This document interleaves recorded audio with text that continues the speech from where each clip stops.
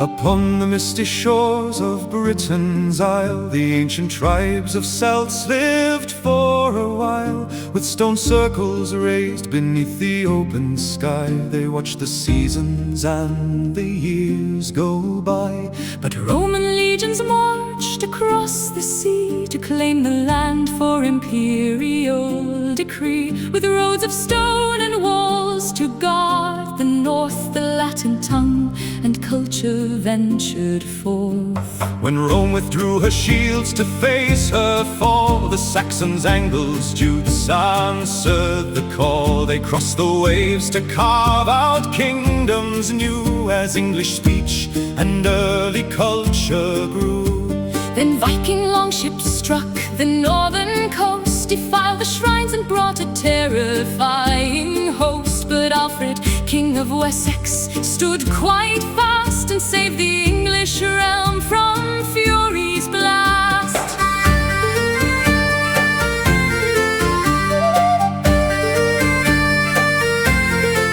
The year of 1606 changed history's course, when William the Conqueror came with Norman force. At Hastings fell the last Anglo-Saxon king, as French-born lords made all the courts to ring. The Norman kings built castles high and grand to hold their tight grip on the conquered land. Then Henry Plantagenet brought a legal frame, though conflict with the church would stain his name. The barons forced King John to sign the deed, the Magna Carta born of royal greed. It placed the law above the monarch's might, a foundational spark for human right. Then came the 100 years of bloody strife, as England claimed the crown of French-born life. And soon the wars of the Roses tore the state, as York and Lancaster fought for their fates.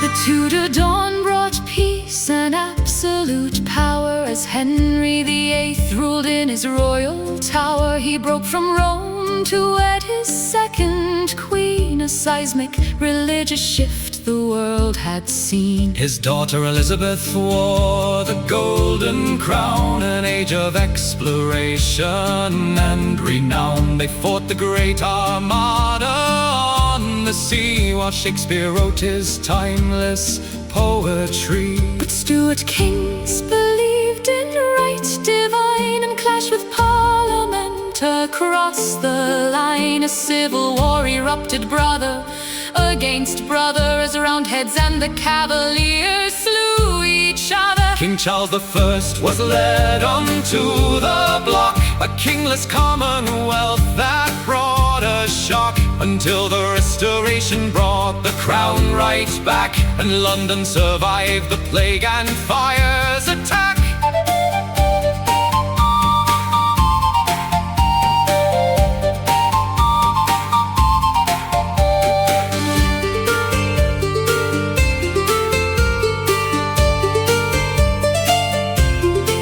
The glorious revolution kept the peace and ensured the monarch's tyranny would cease. With Scotland joined, Great Britain was designed, as commerce, trade and industry aligned. An empire grew across the ocean blue, though lost the colonies when freedom grew. Yet back at home the smoking chimneys rose. The industrial age began to change and close. Queen Victoria ruled a global domain of steamships, railways and imperial gain. The wealth increased, but poverty was stark, as writers like Dickens painted the dark. The 20th century brought total war, as millions marched to Flanders' bloody shore. A generation lost in mud and wire, before the guns fell silent in the fire.